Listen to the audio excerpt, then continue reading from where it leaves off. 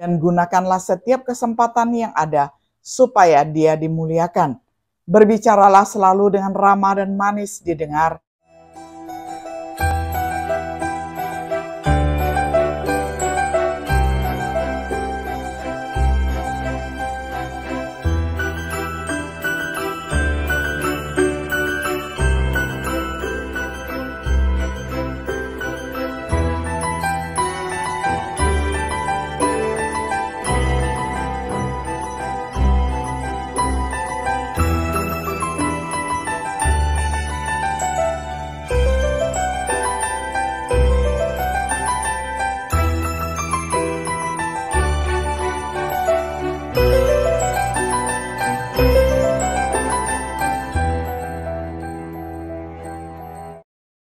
Shalom, sahabat Biblika yang dikasihi oleh Tuhan.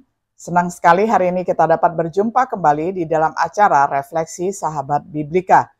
Pada hari ini kita tiba pada episode yang ke-12 di dalam serial pembahasan Kitab Kolose dengan tema Hal-hal penting untuk menjalani kehidupan seperti Kristus. Saya akan bacakan firman Tuhan untuk kita semuanya dari Kolose pasal 4 ayat 2 hingga ayat yang ke-6. Saya akan bacakan untuk kita semuanya di dalam terjemahan sederhana Indonesia.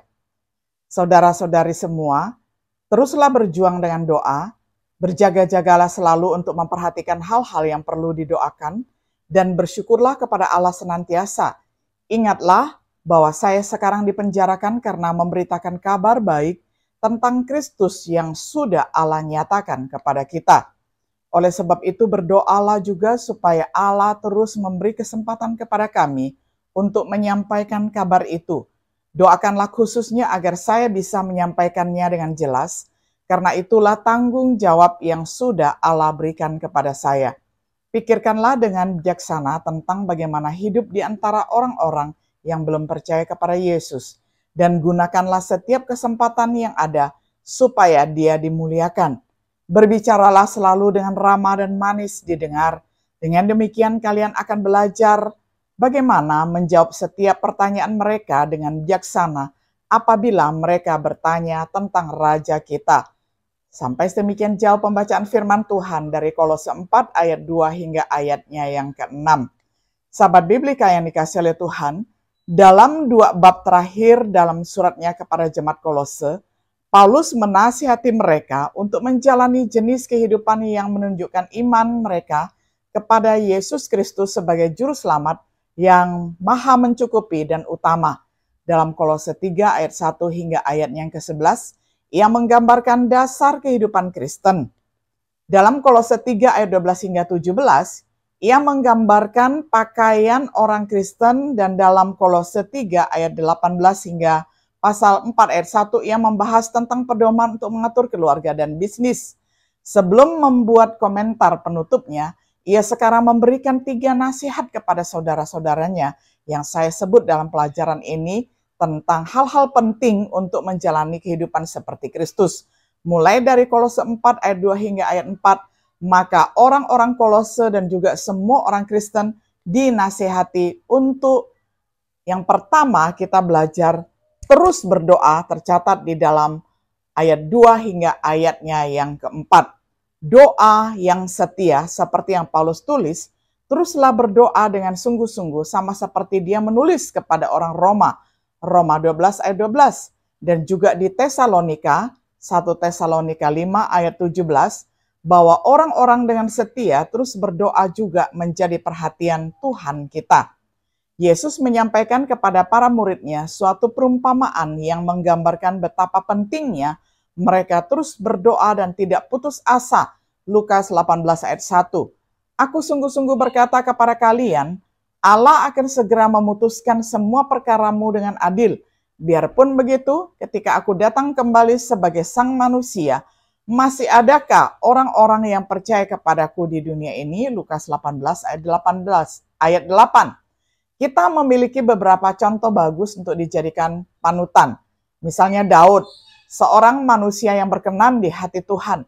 Tetapi aku berseru kepada Allah dan Tuhan akan menyelamatkan aku. Di waktu petang, pagi, dan tengah hari aku cemas dan menangis. Dan ia mendengar suaraku. Mazmur 55 ayat 16 hingga ayatnya yang ke-17. Lalu kita beralih kepada contoh Daniel, seorang manusia yang sangat dikasihi oleh Tuhan. Demi didengar Daniel bahwa surat perintah itu telah dibuat, pergilah ia ke rumahnya. Dalam kamar atasnya ada tingkap-tingkap yang terbuka ke arah Yerusalem. 3 kali sehari ia berlutut, berdoa, serta memuji Allahnya, seperti yang biasa dilakukannya. Daniel 6 ayat 10. Dan juga kita beralih kepada contoh seorang Hana. Dia adalah seorang janda yang sudah tua yang diberkati untuk melihat Kristus ketika masih kanak-kanak. Di situ juga ada seorang nabi perempuan bernama Hana, anak Fanuel dari suku Asher. Hana adalah janda yang sudah tua sekali. Suaminya meninggal sekitar 84 tahun lalu pada waktu pernikahan mereka berusia 7 tahun. Sejak itu Hana tidak pernah menikah lagi dan hampir selalu berada di teras rumah Allah. Sepanjang hari dia beribadah di sana sambil berdoa dan berpuasa. Pada waktu itu juga Hana datang ke teras rumah Allah dan memuji Tuhan. Dia berbicara tentang anak itu kepada orang-orang yang hadir di sana, yakni mereka yang menantikan saatnya Allah mengutus seorang penyelamat untuk membebaskan Israel dan ibu kotanya, Yerusalem. Lukas 2 ayat 36-38. Tentu saja contoh yang berikutnya adalah Paulus sendiri. Karena itu sejak mendengar tentang kalian, kami tidak berhenti mendoakan kalian. Ya Allah, kami mohon agar setiap umat-Mu di Kolose menjadi orang yang bijaksana agar melalui Roh-Mu mereka mengerti cara hidup yang sesuai dengan kemauan-Mu. Kolose 1 ayat 9. Dan juga Epafras, dirinya anggota gereja di Kolose. Epafras yang dari jemaat kalian juga mengirim salam.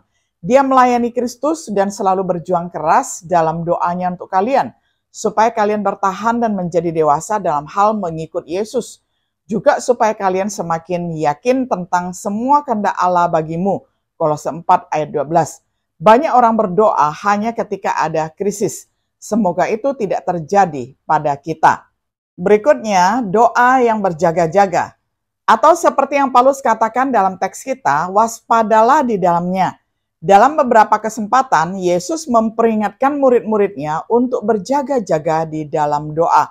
Seperti dapat kita baca di dalam Markus 13 ayat 32-33 atau Matius 26 ayat 41.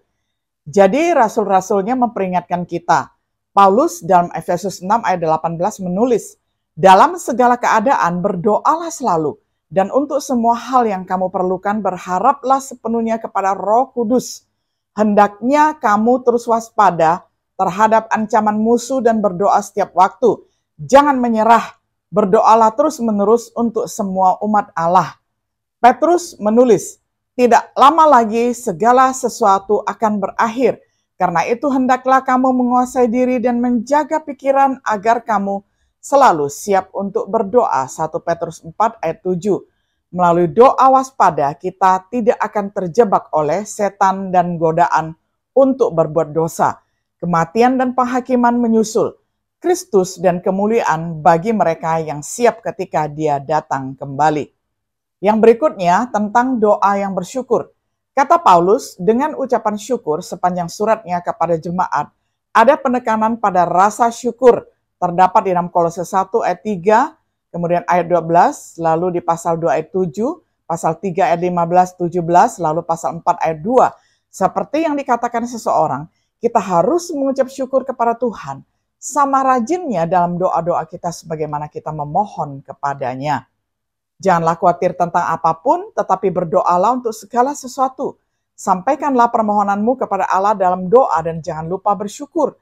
Pastikan untuk berlimpah dengan ucapan syukur, terutama mengingat Roma 1 ayat 21, di mana kita melihat bahwa tidak tahu berterima kasih adalah salah satu alasan mengapa murka Tuhan dinyatakan dari surga. Yang berikutnya adalah doa yang bertujuan. Seperti yang diminta Paulus kepada saudara-saudaranya di Kolose, berdoalah juga untuk kami. Doa seringkali terlalu umum dalam permintaan mereka, kurang tujuan khusus. Tetapi seperti di sini dalam teks kita, Paulus sering meminta doa khusus untuknya. Misalnya, saudara-saudari, saya minta tolong supaya kalian sungguh-sungguh berdoa kepada Allah untuk pelayanan saya. Lakukanlah itu karena kita sama-sama bersatu dengan penguasa kita Kristus Yesus dan karena kasih yang diberikan Roh Kudus kepada kita. Doakan juga supaya saya selamat dari orang-orang yang tidak percaya kepada Kristus di Yudea dan supaya bantuan yang saya bawa ke Yerusalem itu berkenan bagi saudara-saudari seiman di sana. Dengan demikian, kalau Allah mengizinkan, saya bisa datang kepada kalian dengan sukacita dan kita akan mempunyai kesempatan untuk saling menguatkan. Roma 15 ayat 30 hingga ayatnya yang ke-32. Dari teks kita di Kolose dan di tempat lain, permintaan khusus apa yang dapat kita buat untuk mereka yang mengkhotbahkan dan mengajarkan firman Tuhan, yakni kita bisa berdoa, Tuhan memberikan kesempatan atau memberikan pintu-pintu yang terbuka. Kita bisa berdoa, memohon kebijaksanaan. Misalnya ketika kita bingung mau mengatakan apa kepada orang yang ada di hadapan kita, kita bisa berdoa agar Tuhan menolong kita.